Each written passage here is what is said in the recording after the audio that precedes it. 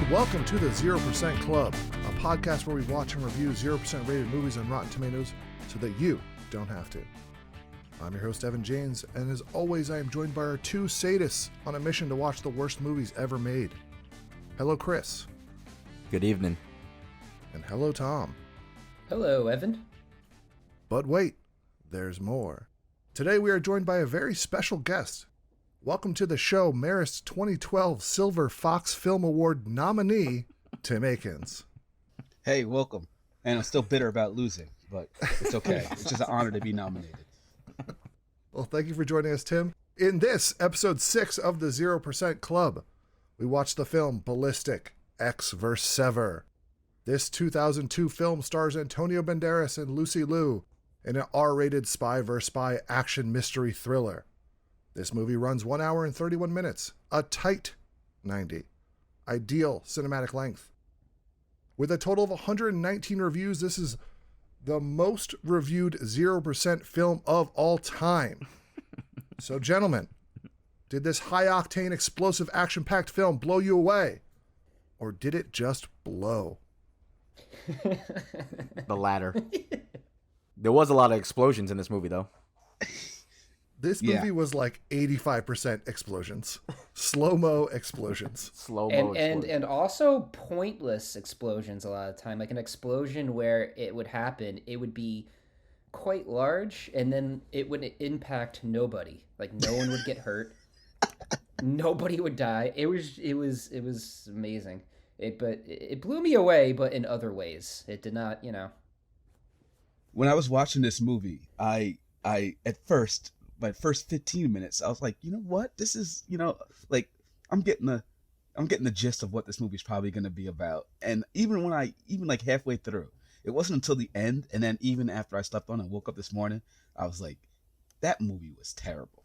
It was yeah, it's really bad. I don't envy you guys at all, man. You guys have so much to do on this list. We have a lot of them to go through. But the thing about it for me was that I agree with you. It had potential. I think the basic plot, when you strip it all down, you take out the explosions, like it had potential. We will break down the movie later, but like the spy versus spy thing, it's like, it's not like it hasn't been done before. It's not exactly an original idea, but like the premise had some potential. They just did not deliver on it.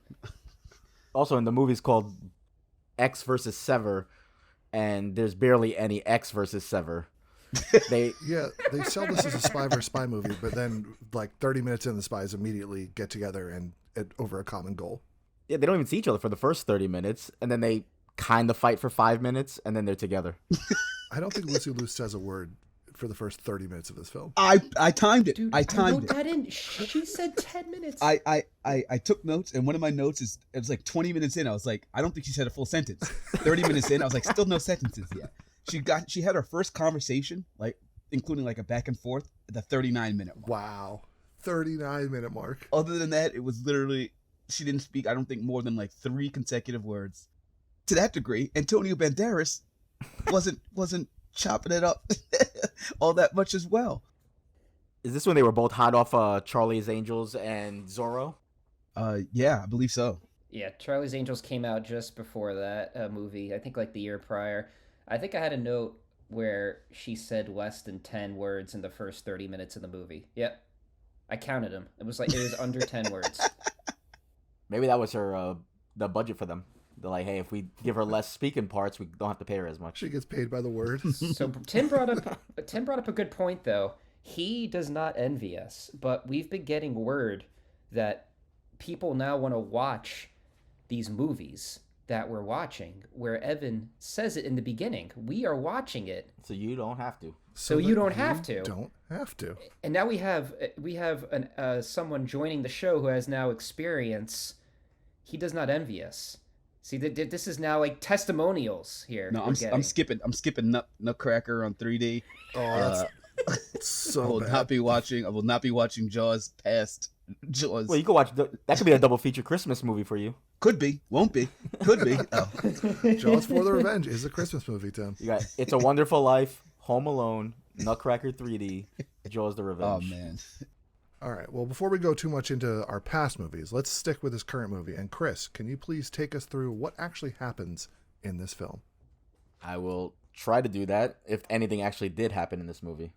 The movie starts with the kidnapping of Michael Gant, the son of DIA director Robert Gant. The kidnapper is Sever, who single-handedly takes out an entire security detail. We are then introduced to FBI agent Jeremiah Ecks, drinking alone at a bar. He meets with Julio, who tells him that his wife, who he saw die in a car explosion, is still alive. Julio will give Ecks the details about his wife once the job is done. After a few random flashbacks seeing his wife's car blow up over and over again, he accepts the mission. Julio and Ecks arrive at the headquarters, and Julio explains to Ecks that Gant has a secret weapon called Soft Kill, which is a nanorobot that can cause people to have heart attacks at the push of a button. During the meeting, Ecks explains how Sever was adopted to become a trained assassin. Fast forward a little, Sever takes out Gant's people who were pursuing her through a food court. At the end of this, she shoots Julio. Julio tells Ecks that Sever knows the whereabouts of his wife, and we finally get some Ecks versus Sever action, in the form of a lackluster chase scene and a bad hand-to-hand combat. Sever eventually gets away. Back at Sever's hideout, she finds out that Michael Gant has the nanorobots inside of him. While this is happening, Ecks is being arrested for the shooting of Julio, who he didn't shoot. While Ecks is being transported, Sever shoots the bus carrying him, and Ecks makes an escape. This leads to a low-speed motorcycle chase. The chase ends with more explosions caused by Sever's missile launcher. At the end, she tells Ecks he can find his wife with Gant. We show up at an aquarium, and Ecks reunites with his wife and finds out that Gant was behind the faking of her death the whole time. She reveals that Michael is actually X's son and not Gant's, and in another shocking twist, we find out that Sever only kidnapped Michael to protect him. They arrive at Sever's hideout where they reunite Michael and his mother. Then they arm up for one last showdown. After a lengthy fight which included Ecks outrunning a landmine and plenty of other explosions, Gant tries to get the soft kill from Michael's arm, but Sever already took it out. She uses the soft kill to give Gant a heart attack. Ecks and Sever meet at the end to thank each other. Ecks turns around to talk to Sever, but she mysteriously disappeared, leaving behind only an origami animal. And this is how the movie ends. Extremely anticlimactic way of the villain having like a heart attack, I guess. Induced. The last word of the movie is Antonio Banderas saying "all right." just a very neutral tepid "all right." Yeah. and that is it. And then the closing shot, a nice beautiful shot of downtown scenic industrial Vancouver. Yeah. So Tim, I have a quick question for you. We gave you weeks to decide on a movie, and why did you pick this one? Okay, so I was between three choices: this, Three Strikes, and National Lampoon's Gold Diggers. I figured you already did Transylvania, so for some variety, let's not do National Lampoon's Gold Diggers. Then, just based on the release, this might come out in February, so I can't be tearing down my brothers and sisters by doing Three Strikes, directed by DJ Pooh. Couldn't do that. So then, by default, I had to pick. I picked this movie, which although it had the most ratings, the most reviews as the worst movie, it also made me think. It being the contrarian I am, it made me think, hey, maybe I could find something about this movie that I really like. And let me tell you, I was hard pressed to do so. 119 critics might not be wrong. I found parts of this movie I kind of liked. No, yeah, parts I did. I'll tell you the thing right off the bat that I did not that like stuck with me is like how it looks. It looks very uninteresting. The only interesting shot is when a guy falls off the roof. Everything else, it looks like they spent all their budget on explosives. $70 million budget. Not a small budget. A $70 million budget, yeah. That's a gigantic budget for this movie. And then they just had, we're just gonna put the camera in one shot. We're gonna say your lines and move on to the next shot. I remember this being pretty hyped up, like in the early 2000s, like seeing a lot of commercials for it and seeing the poster everywhere. But you know what the thing is that stuck with me the most still, like as I was thinking about it, now that we're talking about this a day after I watched the movie, is how terrible how horrendous the soundtrack to this movie was. So bad. It was so bad. It was the worst movie soundtrack I have ever heard, and they got the guy who provided the soundtrack to The Matrix. Oh, really? What? Yeah, Don Davis did the soundtrack, who did the Matrix soundtrack, which explains why this movie feels like a teenager directed it who like had a Matrix poster on his wall. heavy dance music. I was about to say Yeah. it sounded like the cues were for Matrix. It's like to me. I wrote this. It sounded like the music in like a low production, like when you're a teenager, like a low production Cinemax movie at like 2 a.m. It's just it was so bad. It sounded like I was in the worst bar in Berlin. And like that crystal method name of the game comes in early. So again, I'm thinking redeemable qualities. Yeah. Like maybe I could maybe I could find something redeemable about a song I like. And then no, it's almost like if you didn't tell me that this was the musical director from The Matrix, I would have definitely thought it was just, like free music they found online, like techno like beat music. It's edited in such a weird way too, because they go from like these heavy bumping beats to just like slow crying woman like. Well, Tim, also here it is for you.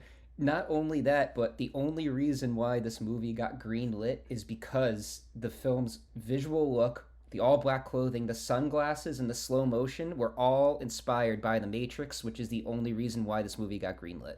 Oh my God, that's crazy. They thought that they could just piggyback on the success of that franchise and make a movie that just had the feel of The Matrix. That was the only reason why. They had two big stars attached for an action film. Although Lucy Liu was not originally written into the script. Agent Sever was originally written to be played by a man. Oh. And the original stars they wanted were Wesley Snipes and Jet Li. And when they couldn't get them, they wanted Vin Diesel and Sylvester Stallone. So this is the C team? Yeah.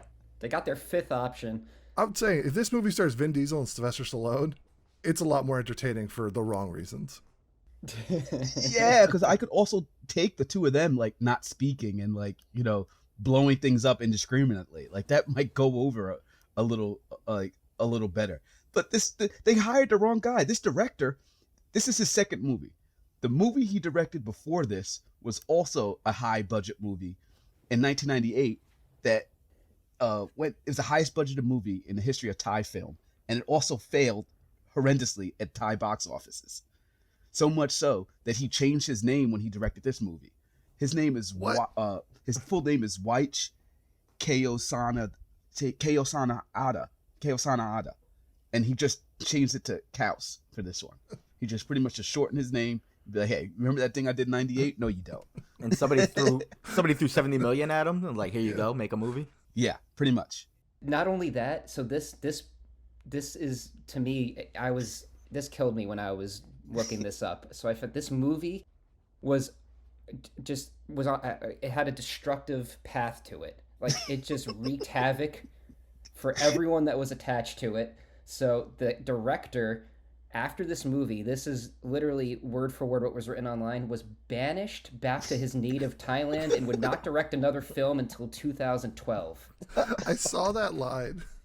It also led to uncredited writer and TV producer Peter M. Lenkov to never write another film script again.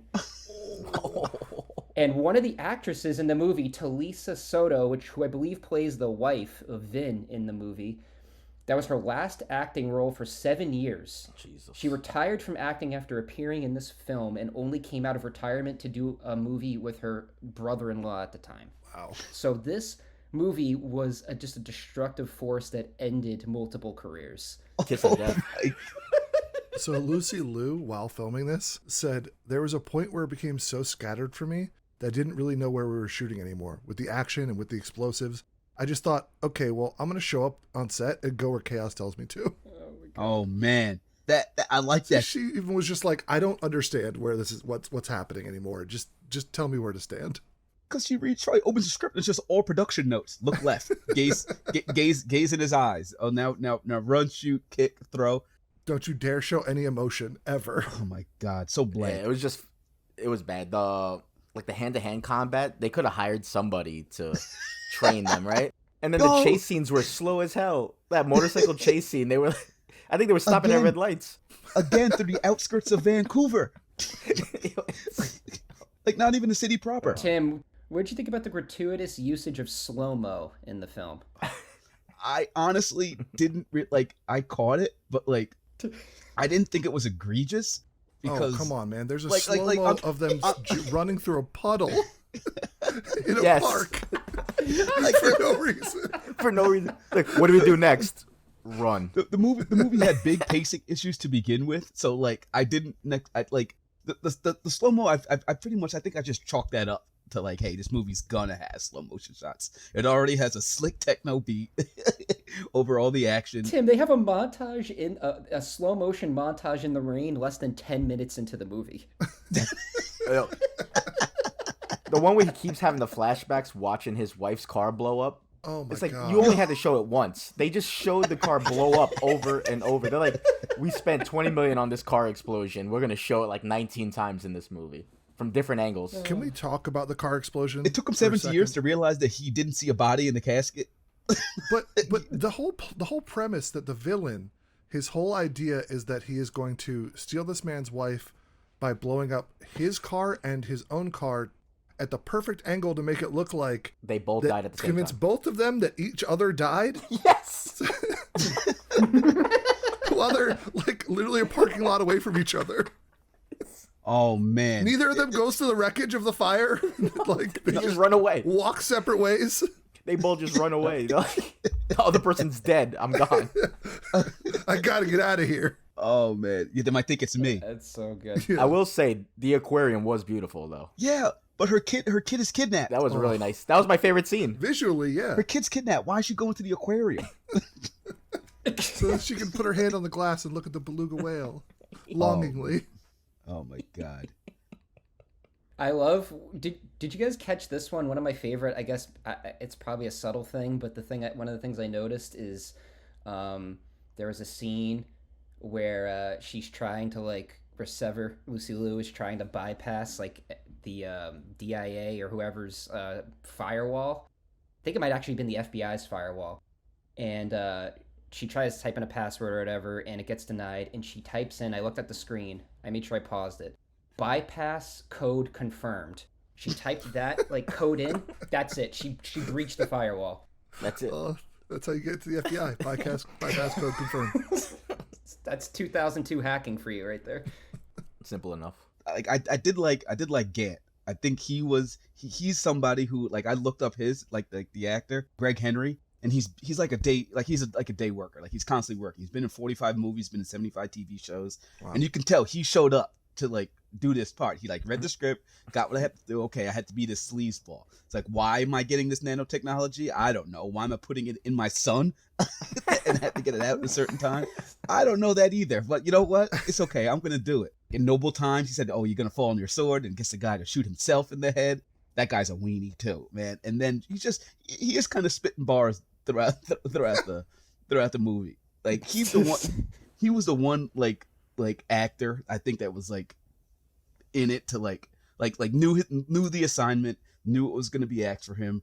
You know, I don't know if he went above and beyond, but he definitely was chewing scenery compared to the two stars, the two A-listers. He actually put in an effort. Yeah, Antonio definitely mailed it in. The two A-listers, he definitely was beaten down by this movie. You could tell he was beaten down by this one. He struggled. I think I saw his acting, his delivery of lines get less and less enthusiastic the further into the movie we got, which is you could tell day 35 of the shooting this movie, he was tapping out. He's like, please, let's just end this. If you pause it, you can see the moment he decides to go into voice acting.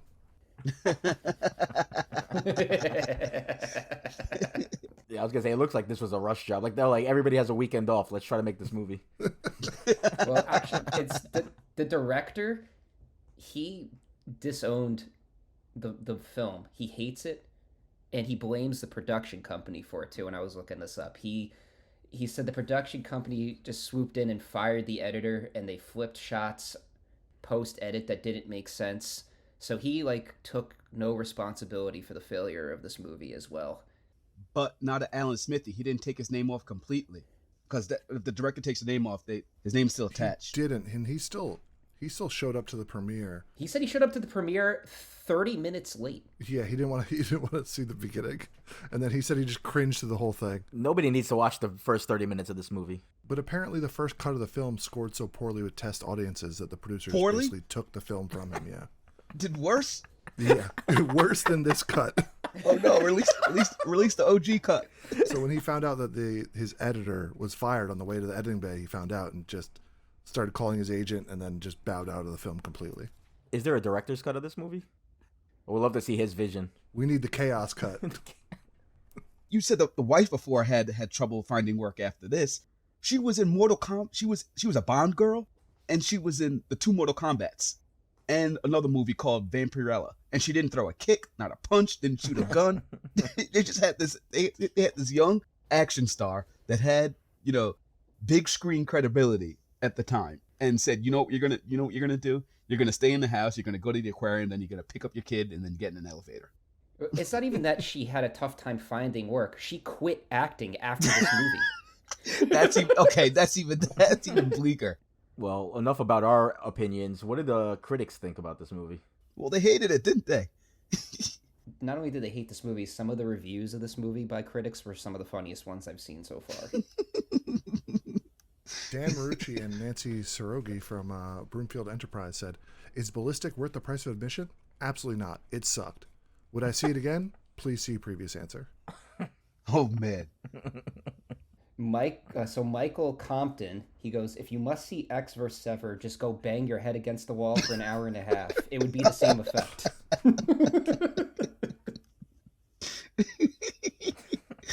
Oh, here's one.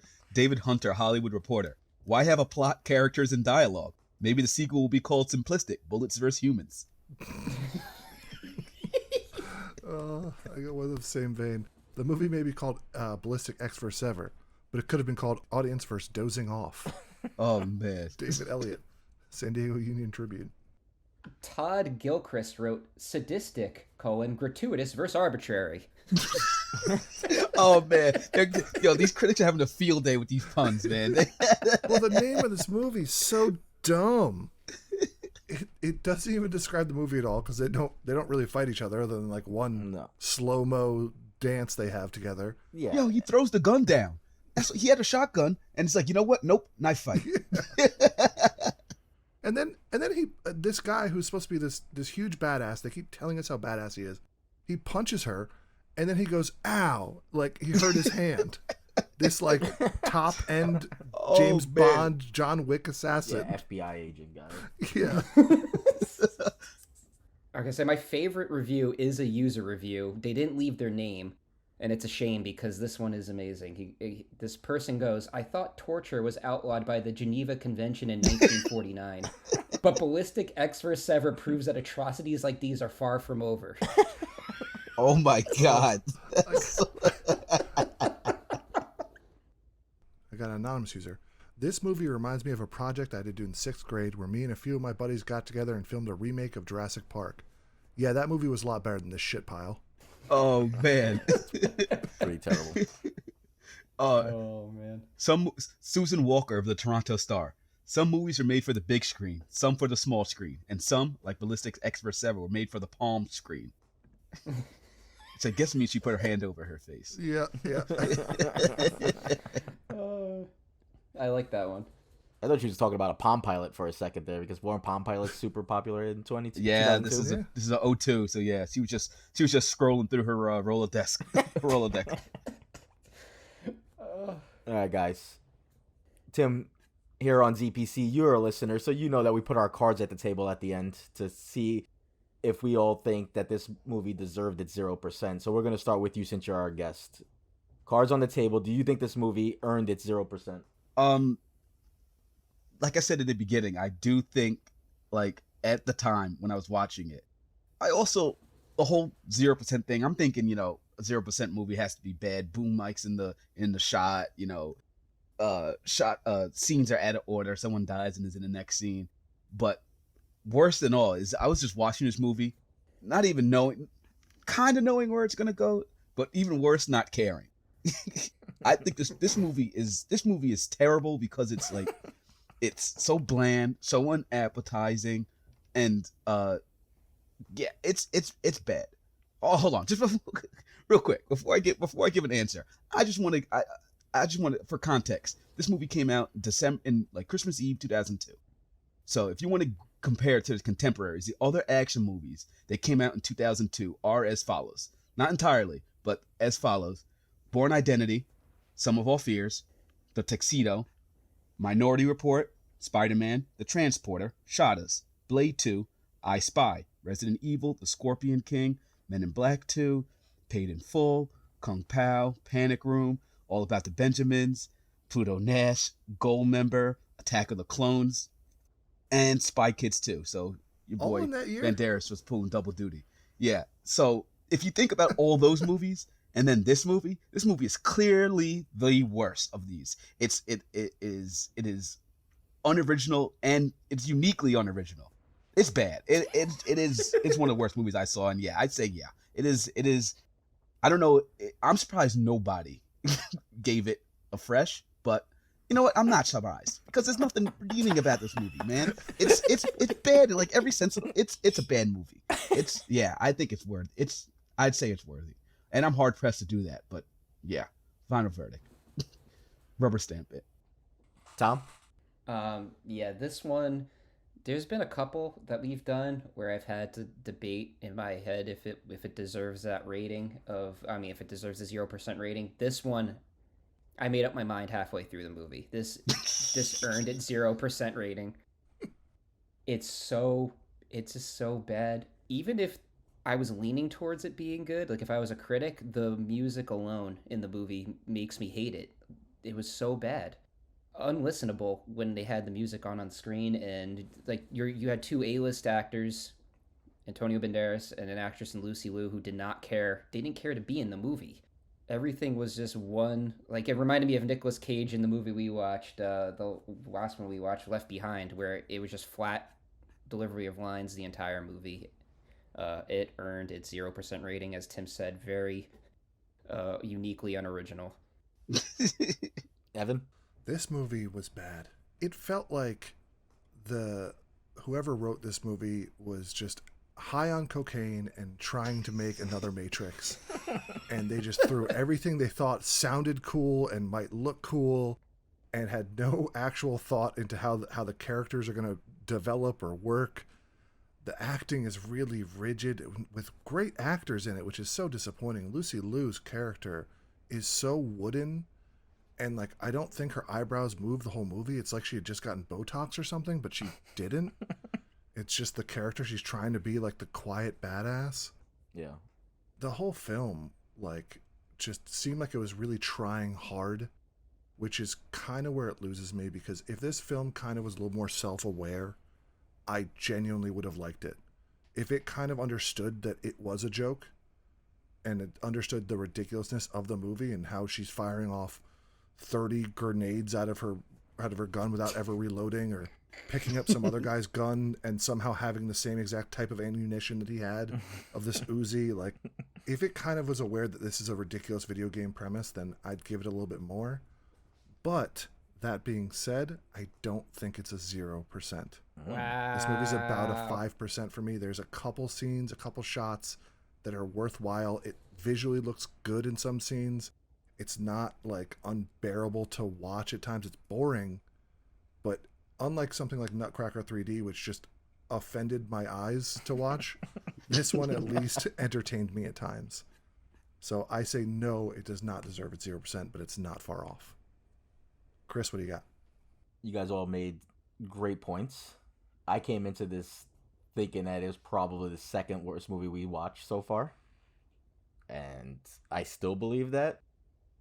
The scene that I liked the most, and I was not even joking, was the aquarium scene, just because I thought the fish looked cool.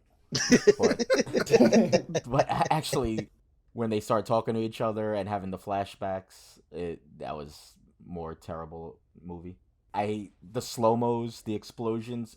There were scenes with Lucy Liu's like walking out from that food court, and they're like, there's too many people, everybody's moving too fast, and there's like 3 people walking by, and Lucy Liu, like the guy could have still got the shot off. The amount of times I had to hear that one guy say they better not cancel each other, or don't cancel them, instead of saying don't kill them. I was gonna like rip my ears off my head if I had to hear him say don't, make sure they don't cancel each other one more time. And I wish I could have canceled this movie. So I think it earned it 0% personally. Before we finish this up, can I quickly tell you one of my favorite quotes from this movie? Of course. I'll tell you my favorite quote. Yeah. When X's wife runs into Sever and she goes, "Is that the bitch that stole our son?" And Sever goes, "I see you found your wife."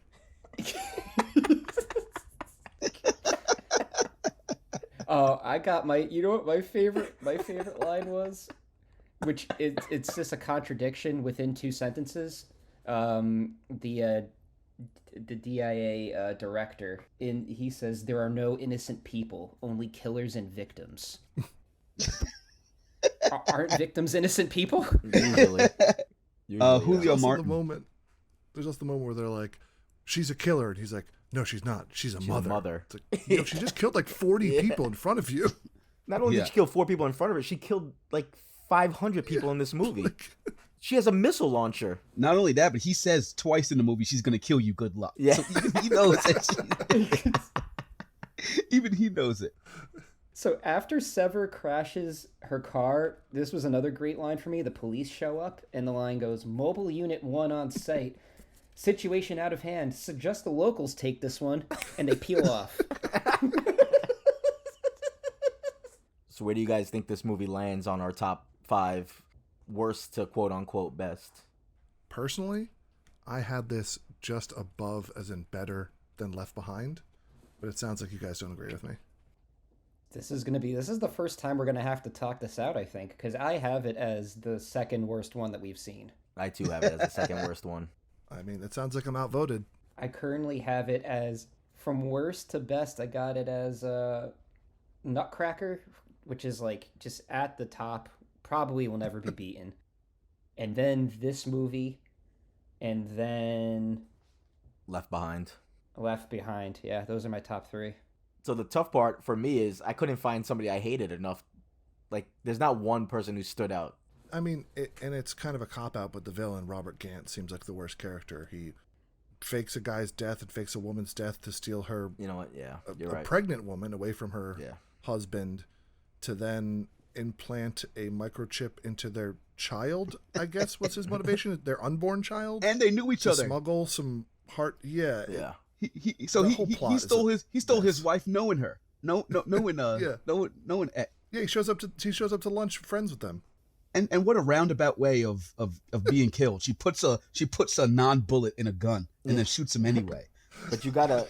So Gant faked her death, and she was pregnant. So he stole this guy's wife while she was pregnant. Yo, he's a scumbag. He's definitely the worst. You're right. Gant is by far the worst. Oh, he's the worst. Yeah. Yeah, Gant is the worst. The worst.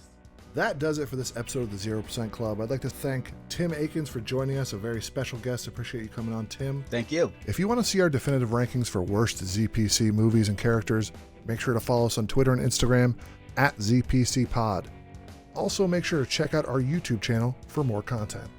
Next episode, we review the 1990 film Problem Child. A young boy just short of a monster is adopted by a loving man and his wacky wife. The laughs keep coming as the boy pushes them to their limits. Make sure to like, follow, and rate each episode. Turn your notifications on so you don't miss the next episode. Did we deserve 0%? Leave a comment and let us know. And as always, thank you for listening.